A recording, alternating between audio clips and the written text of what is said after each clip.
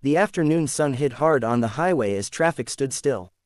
A young black woman stepped out of her car, calm but firm, after the white officer had pulled her over for what he called a lane violation. She handed over her license without a word, but the officer didn't even glance at it. He looked her up and down, smirking. "You people never learn, do you?"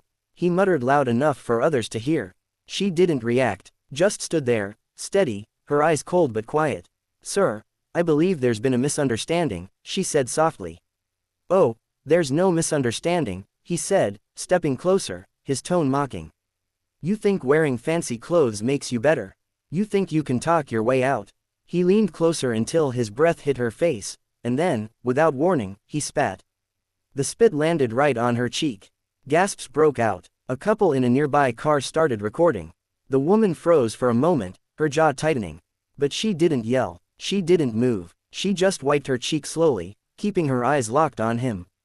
"You just made a very big mistake," she said quietly. He laughed, thinking he'd won. "Oh yeah, what are you gonna do? Cry?" The woman took a step back, reached into her car, and pulled out a small leather wallet. The officer's grin faded as she flipped it open and held it in front of his face. The gold badge inside gleamed under the sun. Captain Maya Johnson, Internal Affairs. Silence fell. The man's mouth opened, but no sound came out. The onlookers, cameras caught every second of it. The same hand that had spit on her now trembled at his holster. Maya looked straight into his eyes. "Now," she said slowly, "how about we talk about abuse of power?"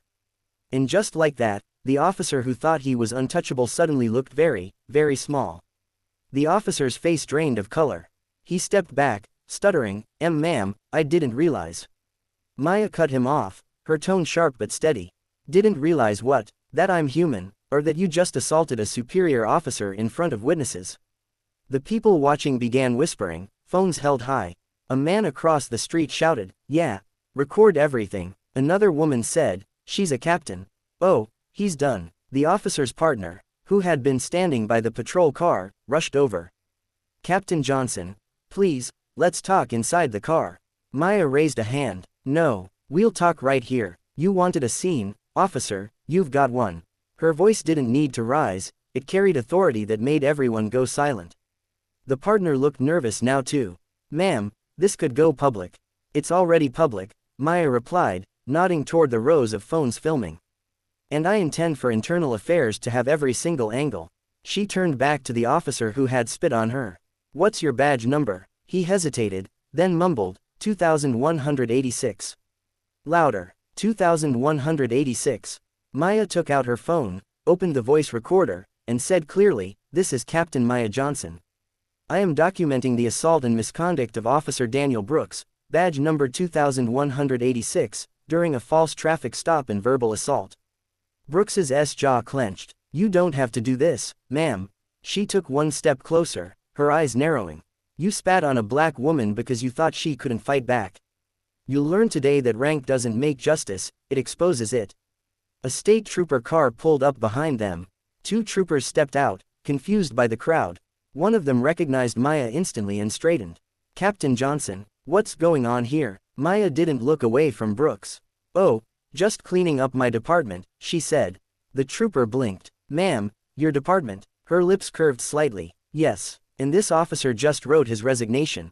Brooks's partner shifted, uneasily as the troopers exchanged glances. The tension was heavy, almost electric. Everyone could feel it, the power had shifted, and there was no going back. Maya finally turned to the troopers. "I want this officer placed on immediate suspension pending investigation. I'll handle the paperwork myself." "Yes, Captain," one trooper said quickly, already moving forward. Brooks stepped back, his voice shaking now. "Please, ma'am, it was a misunderstanding. I didn't mean." Maya's gaze was sharp enough to cut through steel. "Didn't mean to spit, didn't mean to humiliate someone because of their skin." She stepped closer, her tone calm but deadly. "You meant every second of it until you realized who I was." The trooper gently took Brooks by the arm. He didn't resist, but his face twisted with fear and regret as he was led to the car. The crowd began murmuring again, this time with something like respect, not just for Maya's rank, but for her control.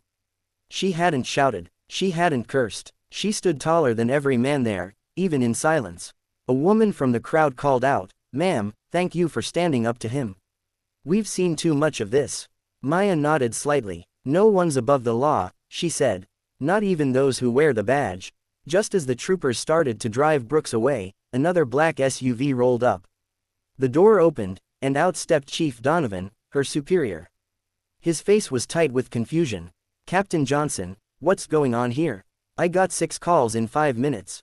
Maya took a deep breath, holding his gaze. Sir, your officer just assaulted a ranking captain in broad daylight, in front of witnesses. The chief froze, looking between her and the now handcuffed Brooks in the trooper's car. He did what? The silence that followed was heavy. Even the cars passing slowed to watch.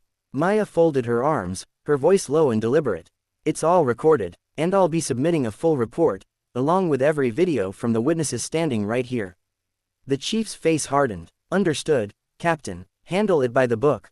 Oh, I will, she said, her eyes still fixed on Brooks's reflection in the car window.